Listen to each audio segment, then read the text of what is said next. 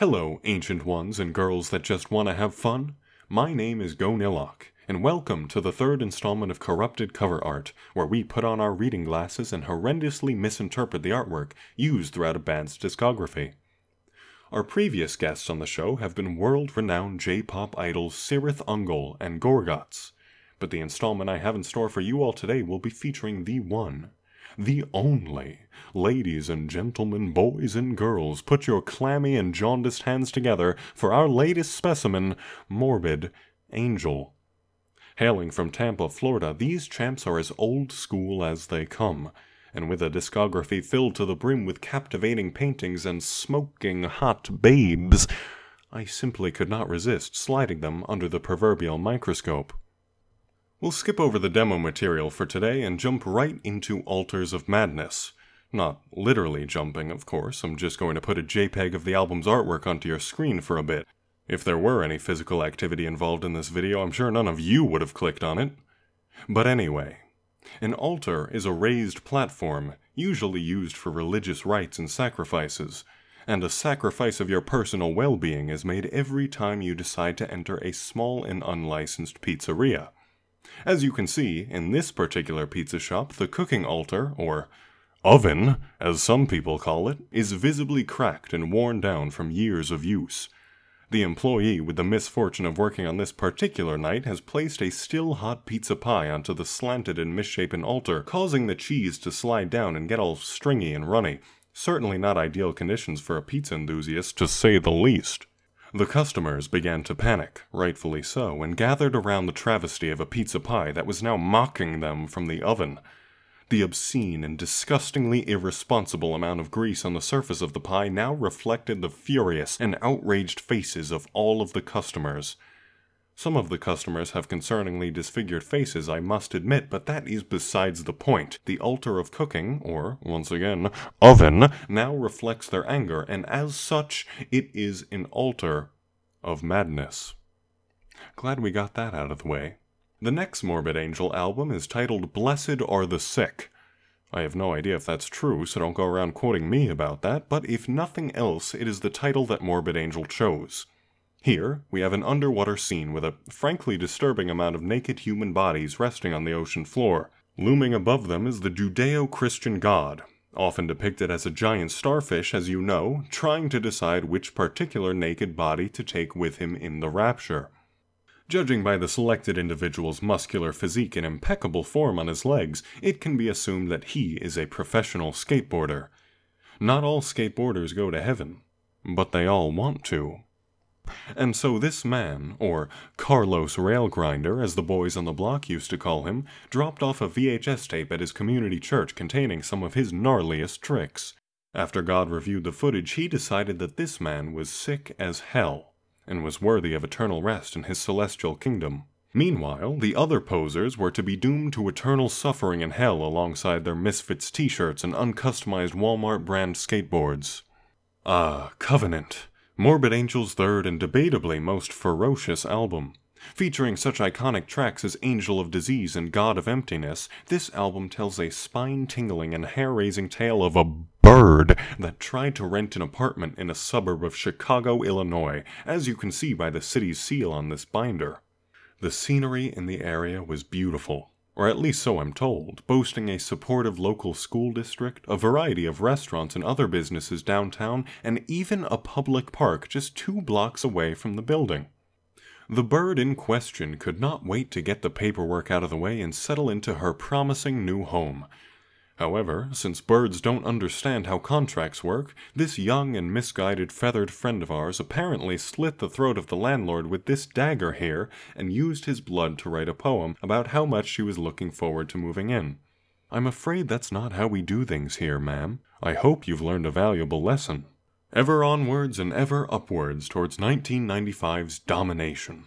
Just as the title suggests, we have a scene of total triumph, a scene of total domination. See where I'm going with this? This figure in the sky must be none other than one of the previously upset customers of the slanted altar pizza shop seen on Altars of Madness, who has now decided to take matters into his own hands after his extreme dissatisfaction. As you can tell by the stalagmites and other mountainous objects in the background, this giant purple sigil here is at the lowest point in the entire landscape, and, as such, gravity pulls everything down towards it. Any grease or cheese that drips off of the pizza pies from other shops will now run down into this depression and effectively create a totally free cheese farm that the creator can enjoy all to himself. Speaking of the creator, apparently he has eaten so much of this free cheese that he has ascended into divinity and is now a god hovering above the earth. A gluttonous deity reveling in his domination over small pizza businesses. You may have heard of Zeus and Poseidon, both of whom are gods from Greece, but cower now in mortal terror before the god of Greece, known to his followers as Antonio, the all-powerful lover of lipids. But he truly is the god that failed, isn't he? He spent no more than 3 measly years as a parasite from 1995 to 1998, suckling at the greasy teat of Sicilian-influenced cuisine before his arrogance led him to unwittingly follow some formulas fatal to the flesh. You see, a good pizza needs a practical balance between cheese, sauce, Italian heritage, and dough. A disproportionate amount of cheese, evidently, is capable of generating divine power, which explains how Antonio the lover of lipids came to possess such incredible abilities. I mean, look! He was able to make the landscape on Domination totally symmetrical. The only people capable of such power are titans, gods, and anybody using a free trial in Adobe Photoshop. But in a sick expression of morbid justice, the cheese itself became endowed with divine power. The landscape once seen in Domination has now been completely leveled as the cheese god rose from out of the sigil-shaped collection bin and shattered the earth itself. The headless and mutilated bodies of the once angry customers have been hastily planted into the earth, and mankind once again suffers for having the audacity to try and wield such terrible power. There are also a few pterodactyls, but admittedly I am not sure why. Maybe they got lost on the way to Cirith Ungol's cover art. Next we come to the album released in the year 2000, Gateways to Annihilation. Well, beans and rice and Jesus Christ, isn't this cover a lot to digest? There's clearly a city of some kind, with twisting and warped towers looming over the entire community.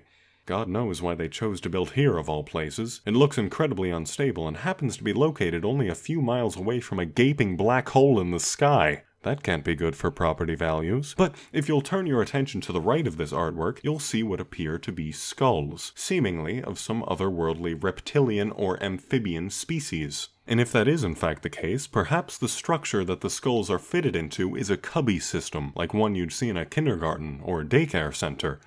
Every individual gets their own little niche to store their skull in. Think about it. The infrastructure of the city itself is crumbling, and you're liable to break something in your body simply by entering. Sloppily slapping your skull into one of these circular holes could be a preventive measure.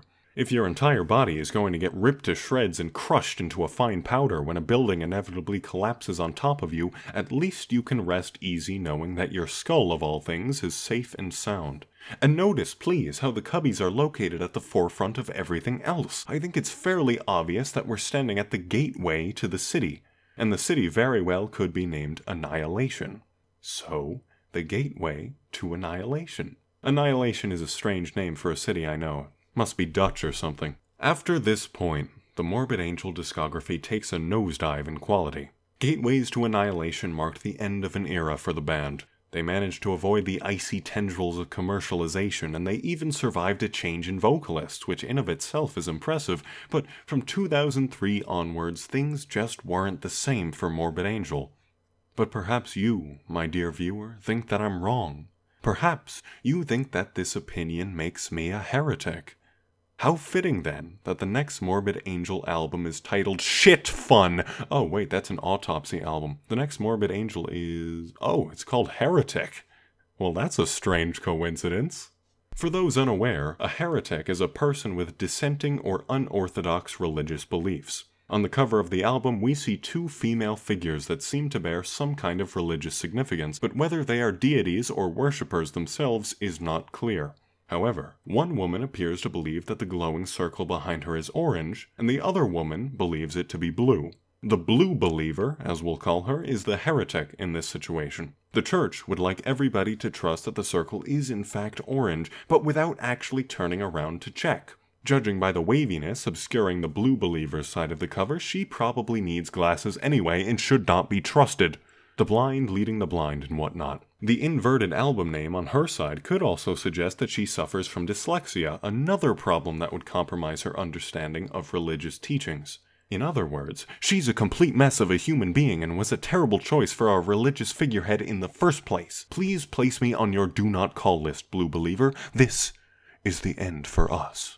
Next we have, no, that's okay. Next we have Kingdoms Undrained, the band's most recent album, and simultaneously a cautionary tale to all bathers.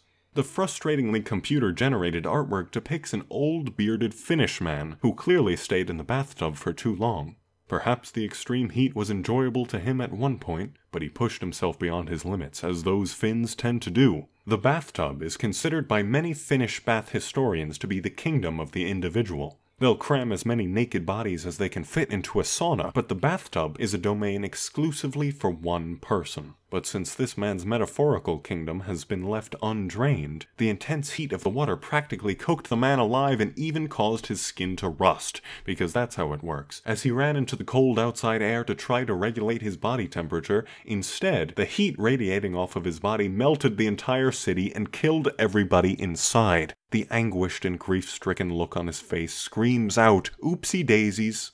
The moral of the story here is to never bathe in scalding water, no matter how rough and tough you think you are, because in the lawless land of the bathtub, there is always a price. And so, as the ghouls attack the church and the ancient ones come forth, the sun too sets on the corrupted cover art of Morbid Angel. If you have a suggestion for the next corrupted cover art, be sure to leave a comment below so I can ignore it completely and select whichever band I want to do next independently. Now, if you'll excuse me, I need to clear my nose of this extreme mucus for extreme people. Have a safe trip home, everyone. Remember to look both ways before switching tabs.